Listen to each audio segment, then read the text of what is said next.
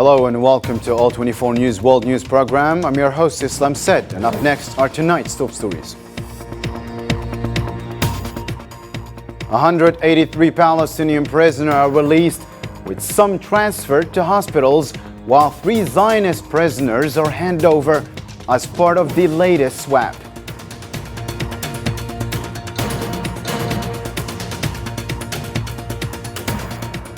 Also in our news, dozens of patients, mostly children, leave Gaza for treatment as WHO calls for evacuations and clashes erupt in Jenin.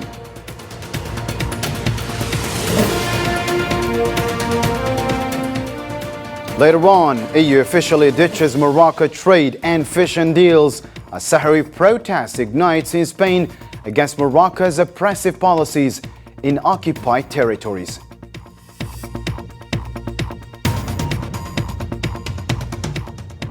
And the UN and international community warn of DRC conflict as Algeria steps up for peace efforts. This and more shortly.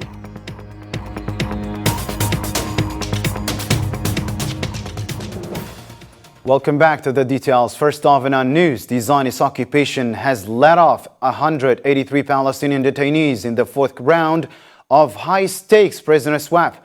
Buses rolled into Baytuniya in Ramallah, bearing 18 prisoners serving life sentences and 54 facing long terms, greeted by hundreds rallying in support.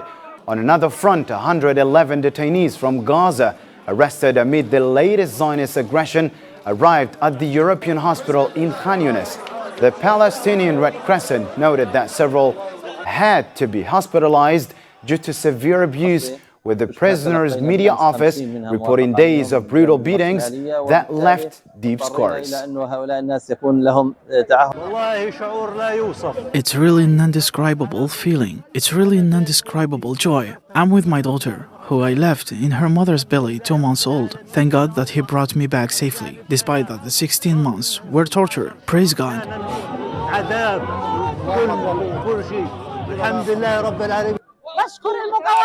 I thank the resistance. I thank everyone who participated in the freeing of our prisoners. I say to all the prisoners, don't worry and do not despair. You will be liberated, God willing, just as your heroes were liberated before you.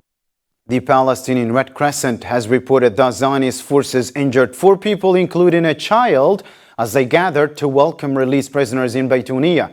The occupation fired both live and rubber bullets, injuring the child and 3 others, while tear gas left several people struggling to breathe.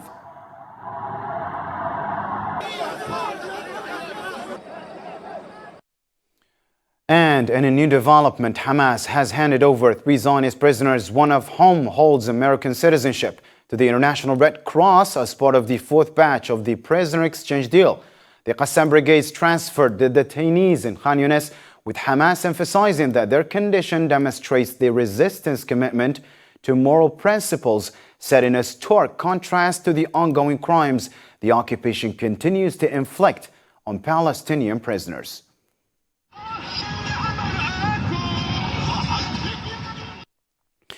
To a similar story, 50 patients, many of them children, have left Gaza through the Rafah crossing to receive urgent medical treatment abroad.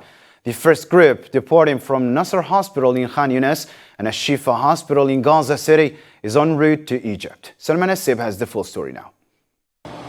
World Health Organization and United Nations vehicles were seen outside Nasser Hospital in Gaza's Khan Younis on Saturday, as preparations were underway for the evacuation of wounded and sick Palestinians for treatment abroad. Among them is Nariman Shakshak, mother of a young girl wounded in the ongoing violence, voiced concerns about leaving her other children behind.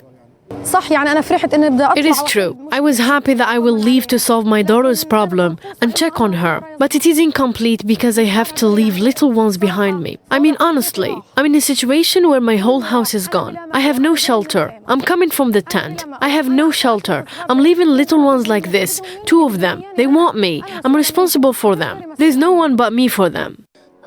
Little Jody, Nariman's daughter, is overwhelmed with sadness and fear. She's devastated by the fact that she won't be able to join her mother and an injured sister on their journey to Egypt for medical treatment, knowing how important it is for her sister to receive care while feeling the weight of being left behind. I want to travel with my mom and they don't want me to. I wanted to travel with my mom. My grandfather is dead and my grandmother is dead. I can't stay alone. And my dad is wounded and they don't want me to travel with my mom. On the other hand, the Rafah crossing, located at the southern end of the Gaza Strip, was opened on Saturday for the first time since May 2024, enabling 50 patients, including children with cancer and heart conditions, to depart for treatment. Today we begin evacuating 50 wounded and sick people from the Gaza Strip, from Al-Shifa Hospital and Nasser Hospital, most of them children. 2 days ago we sent to the Egyptian side after they asked us to do so. We sent a list of 400 patients who have priority and the right to treatment, according to the classification of the Specialized Medical Committee for the specialties of these patients. Just before the ceasefire on January 19th, the World Health Organization reported that more than 12,000 patients were awaiting medical evacuations. Meanwhile, UN Secretary General Antonio Guterres had called for the urgent evacuation of 2,500 children from Gaza for medical treatment. In a related context, the WHO has issued a dire warning urging the immediate evacuation of 12,000 to 14,000 critically ill patients from Gaza for essential treatment. During the reopening of the Rafah crossing on Saturday, the first since May 2024, WHO Representative Dr. Rick Peppercorn called for the establishment of medical corridors to transfer patients to Egypt, East al-Quds, and the occupied West Bank. It's critically important that we speed up the medevac outside Gaza. WHO estimates that between 12 to 14,000 critical patients need to be medevaced outside Gaza. So what we need now is medical corridors. We need a medical corridor into Egypt, which is hopefully starting today, and with the medevacing of the first group of patients and companions. But we also need a medical corridor into East Jerusalem and the West Bank. East Jerusalem hospitals and the West Bank hospital are also ready to receive patients. And in a tragic update, the Palestinian Ministry of Health in Gaza reported 27 bodies of martyrs arriving at local hospitals within just 24 hours. Among the victims, 24 were killed during the ongoing aggression to succumb to previous injuries, and one was a recent martyr. This brings the total death toll from the Zionist aggression to a devastating 47,487, with 111,588 injured. Meanwhile, more victims remain trapped under the rubble. Still in relation with the grim toll, the Palestinian Civil Defense in Gaza has recovered the remains of 37 martyrs, which Zionist forces had relocated using bulldozers from scattered graves near Kamal Udwan Hospital in Beit Lahia. The remains were moved to the Abu Qumsan area before being reburied at the Beit Lahia Project Cemetery.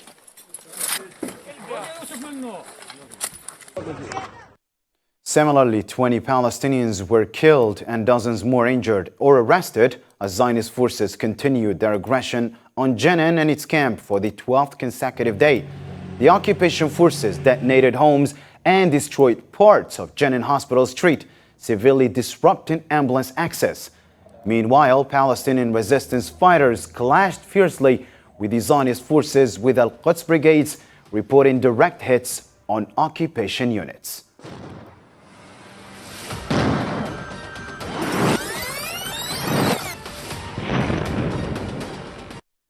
Elsewhere in Palestine, in Tulkarm in the West Bank, Tulkarm camp in the West Bank, a Palestinian was killed by Zionist forces as the occupation's aggression on the city and the camp enters its sixth day. The ongoing assault has resulted in widespread property destruction and forced displacement.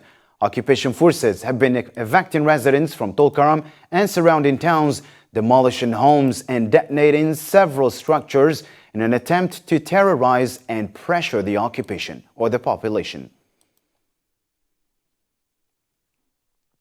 To another development, but in the Middle East still, the United Nations has confirmed that the Zionist occupation's incursion into the Syrian buffer zone is a clear violation of the 1974 agreement on the separation of forces. During a press conference on Friday, Jean-Pierre Lacroix, Under-Secretary General for Peace Operations, voiced concerns over the unprecedented presence of Zionist forces in the demilitarized area. Lacroix further noted that this development complicates the mission of the UN Disengagement Observer Force and the observer group in the Golan, escalating tensions.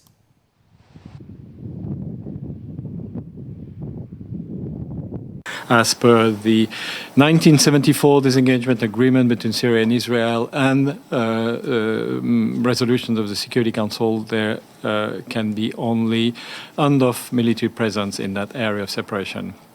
So needless to say, this has made it particularly challenging for UNDOF and the observer group Golan. I obviously reiterated our concern about the presence of the IDF in the area of separation. It's clearly a violation of the 1974 agreement between Israel and Syria. I also indicated that UNDOF had received a number of complaints from the local inhabitants of, particularly in the center of the area of operation, and we expressed the importance of addressing these concerns.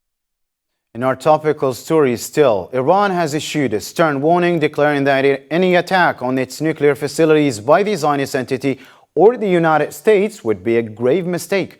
Iranian Foreign Minister Abbas Araghchi stated that Iran would respond immediately and decisively, potentially triggering a full-scale regional war. Araghchi emphasized that while Iran is committed to avoiding conflict, it is fully prepared and has detailed plans for mutual responses should military confrontation occur.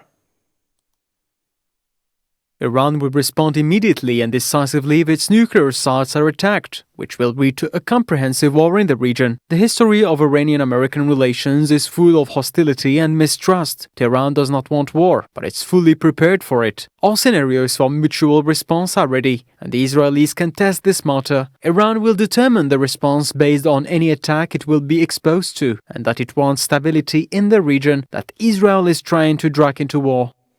Shifting focus to Africa now, the European Union Council has officially cancelled trade and fisheries agreements with Morocco regarding Western Sahara.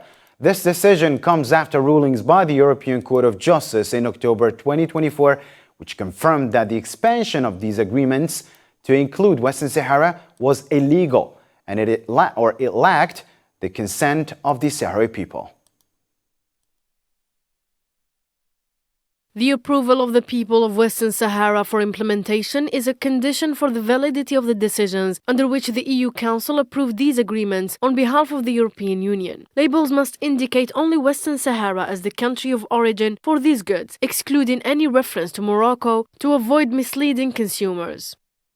This is a historic moment for the Sahrawi people. They have won in court, and the European Union is now obligated to respect international law and halt any attempts to circumvent these rulings. Still with the same file, the Sahrawi Youth Association in France has praised the French Supreme Council's decision, calling it a significant step forward for the Sahrawi cause. They emphasize that the ruling reinforces the notion that Western Sahara is distinct from Morocco and that its resources rightfully belong to the Sahrawi people. The association urged the French government to respect the decision and put an end to Morocco's exploitation of the region, reaffirming their unwavering commitment to the fight for self-determination.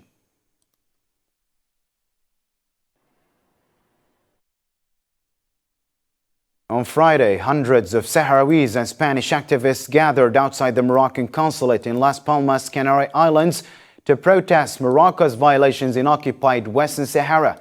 Led by Octavio Milane, the demonstrators called on Spain to take responsibility and criticized Prime Minister Pedro Sanchez's support for the occupation.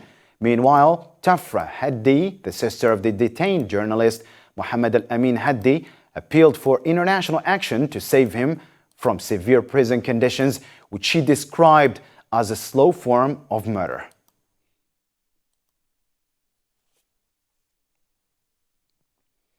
To another development in Africa still, the Sudanese Ministry of Health has reported that at least 54 people were killed and 158 injured in an attack by the Rapid Support Forces on a market on Saturday.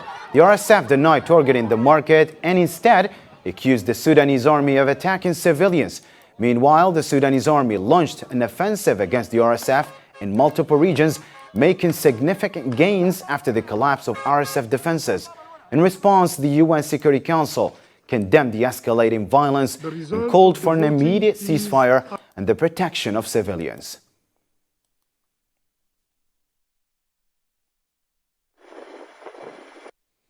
And as you followed in our headlines, the United Nations has reported that at least 700 people were killed and 2,800 injured in the recent battles for control of Goma, the capital of North Kivu province in the Democratic Republic of the Congo. UN spokesperson Stéphane Dujarric confirmed that the World Health Organization and its partners have verified the casualties and warned that the death toll is expected to rise as the violence continues.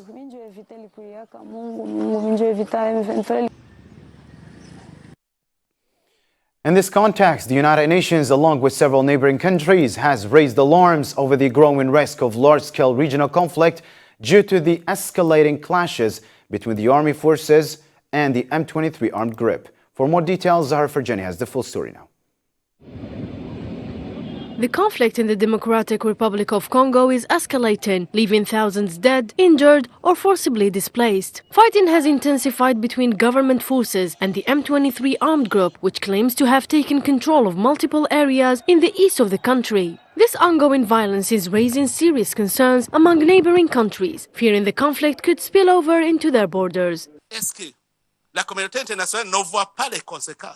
Does the international community not see the consequences? I'm telling you, if this continues, war risks spreading throughout the region, because the people cannot just stand by. We have a threat in the region. It is not just Burundi, Tanzania, Uganda, Kenya. The whole region is under threat. If there is no peace in Eastern Congo, there is no peace in the whole region.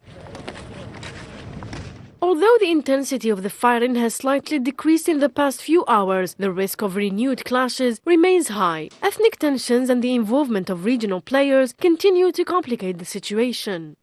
Additional movement by M23 and RDF towards the south, the Bukavu, and we are concerned not only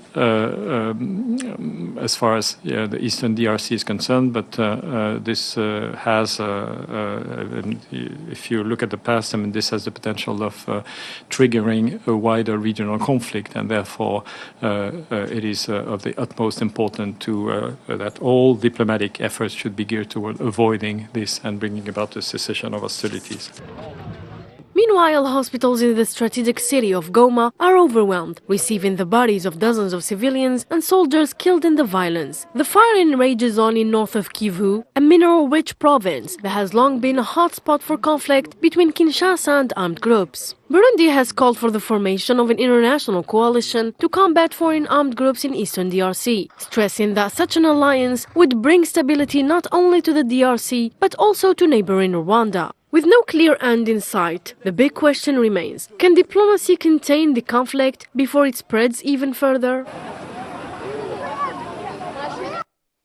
In reaction to the situation, Algeria has expressed deep concern over the escalating conflict in the Democratic Republic of the Congo, urging all parties to exercise self-restraint and de-escalate tensions to pave the way for dialogue and peace. The Algerian Ministry of Foreign Affairs reaffirmed support for the outcomes of the East African Community and Southern African Development Community summits, both of which emphasized the need for sincere dialogue. Additionally, Algeria voiced its backing for the mediation efforts of the presidents of Angola and Kenya in resolving the conflict. Still with reactions, the Southern African Development Community, SADC, has called for a joint summit with the East African community to address the escalating conflict in Eastern DRC.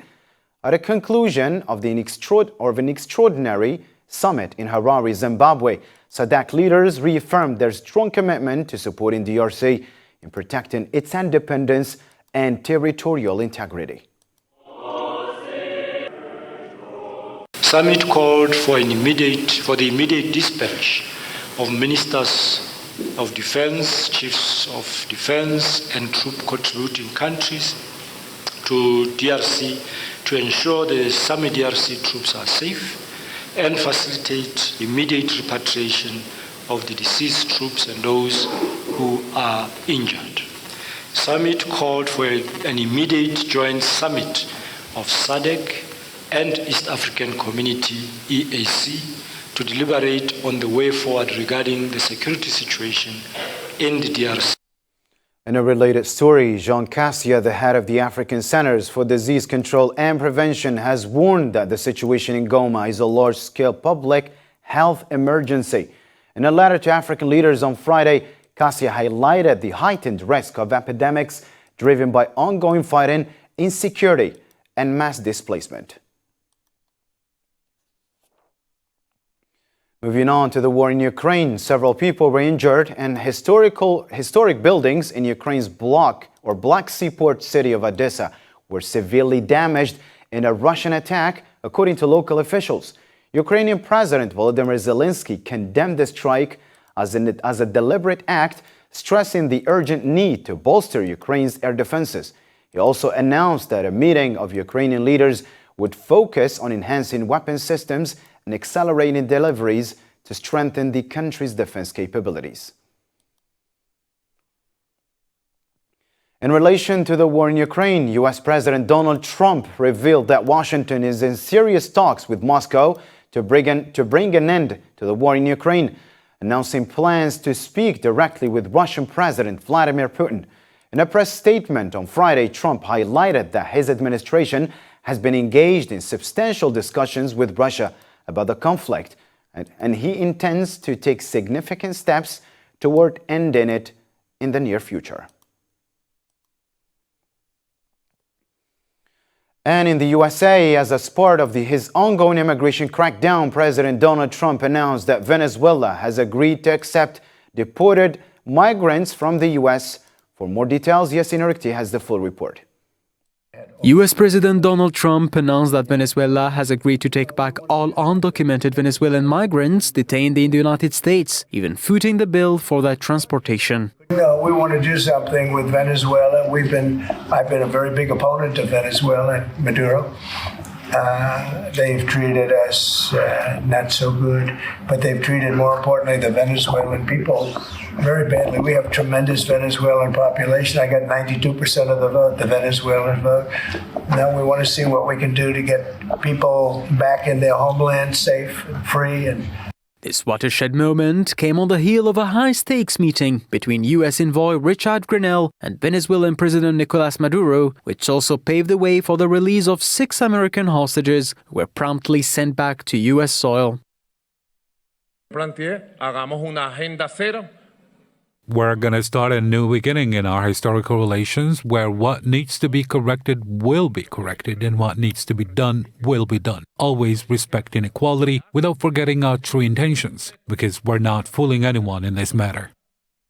Meanwhile, Honduras has come on board by accepting deportees aboard U.S. military flights, underscoring President Trump's commitment to cracking down on migration at the southern border. It's obvious that the United States has its own rules, but once they enter Honduran airspace, they must not be chained, they must not be handcuffed. And this is obviously different from the 2 flights that landed earlier in the first military flight. This has already been accepted, discussed and dialogued with the United States. Trump, who has been cracking the whip on immigration since day one, has relentlessly pushed for reform through executive orders, tightening the screws as part of his broader strategy. It's worth noting that his administration is doubling down on efforts to secure the southern border, with the Pentagon gearing up to airlift over 5,000 migrants back to their home countries. More international news in the News in Brief with Sofian Kanturi. Russia's defense ministry announced on Saturday that its forces seized control of Kremsk and Donetsk, inflicting heavy losses on Ukrainian troops. The ministry also reported that Russian air defenses intercepted 10 US-made missiles and 108 Ukrainian drones overnight, along with dozens of other UAVs over Russian territory. UN Secretary General Antonio Guterres called on foreign nations intervening in Libya to cease their actions and allow Libyans to achieve lasting peace. Speaking on Friday, he stressed the importance of enabling the Libyan people to choose their leaders and enjoy security and stability. Mexican President Claudia Sheinbaum confirmed all 6 abroad medical plane died in Philadelphia crash. The aircraft was en route to Missouri when it went down. This follows last week's mid-air collision in Washington between an American Airlines plane and U.S. Army helicopter, killing 67, including a hospitalized child and his mother. Democrats in the U.S. are electing a new leader on Saturday after a major loss in the last presidential election. Over 400 members gathered in Washington to choose from several candidates, as outgoing Chair Jamie Harrison did not seek re-election.